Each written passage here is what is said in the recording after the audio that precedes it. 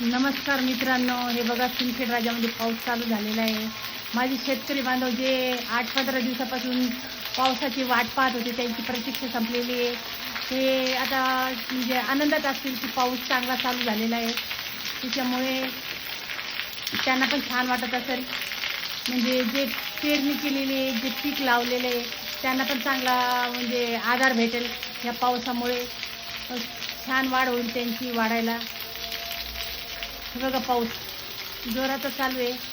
थोडासा लाईटाचा प्रकाश वगैरे दिसत असेल तुम्हाला, त्या लाईटाच्या उजेडामुळे म्हणा, प्रकाशामुळे म्हणा, ते तुम्हाला व्यवस्थित दिसत नसेल. मी पण ग्रील लावून ठेवला, आता मी ग्रील उघडते. हे बघा चांगला पाऊस चालू झालेला आहे सिंदखेड राज्यामध्ये. रात्रीचा पाऊस छानच असतो पिकांसाठी. माझे शेतकरी बांधवांना पण चांगलं वाटत असेल, की समाधान वाटत असेल. जी प्रतीक्षा करत होती पावसाची, ती प्रतीक्षा आता संपलेली त्यांची, त्याच्यामुळे त्यांना बरं वाटत असेल. तर हा माझा व्हिडिओ कुठून पाहत आहे, कोणी कुठपर्यंत पोहोचला, कोणत्या गावापर्यंत पोहोचला ते कमेंट करून नक्की सांगा. आणि व्हिडिओला लाईक फॉलो करा. आज छोटासा व्हिडिओ काढते मी दाखवण्यासाठी की सिंदखेड राज्यामध्ये चांगला पाऊस चालू झालेला आहे म्हणून. खूप म्हणजे 8 दिवस झालेले होते की पाऊसच नव्हता सिंदखेड राज्यामध्ये. लोकांनी पेरण्या वगैरे करून ठेवल्या होत्या. त्यांना टेन्शन आलं होतं पेरण्या केल्यानं आपल्याला काय परत वेळ येते काय दुबार पेरणी करण्याची, या विचाराने त्यांना पण टेन्शन आलं असेल. कारण की पिकाला पेरणीसाठी पैसा लागतो ना. पेरणीचा टाईम आणि शाळा उघडण्याचा टाईम हाच असतो.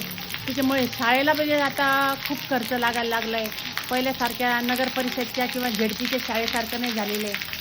आता मुलांचा शाळेचा खर्च पण खूप वाढलेला आहे. त्या पहिल्याच्याच शाळा चांगल्या होत्या झेडपीच्या, नगर परिषदच्या. आता मुलांच्या शाळेचा पण खर्च, शाळेचे दप्तरं, वह्या, पुस्तक आणि पेरणीचा टाईम सर्व एकत्रच आलेले आहे. त्यामुळे काही लोक म्हणजे सर्वसामान्य लोकांना तर चांगल्या शाळेमध्ये म्हणलं तर खूपच खर्च झालेला आहे. सर्वसामान्यांच्या म्हणजे बजेटमध्येच नाही राहिलेलं आहे शाळा. शाळेचा टाईम आणि पावसाचा टाईम एकच झालेला आहे. त्याच्यामुळे घराच्या जबाबदाऱ्या, परत मुलांच्या पेरणी, शेती सर्व एकदमच येते ह्या अशा वेळेस, ह्या पावसाळ्यात. तर आता त्यांना पण बरं वाटत असेल पाऊस झालेला आहे त्याच्यामुळे, की आपला दुबार पेरणीचा खर्च तरी वाचेल कमीत कमी. असंच पाऊस बळीराजावर त्याची मेहरबानी म्हणा किंवा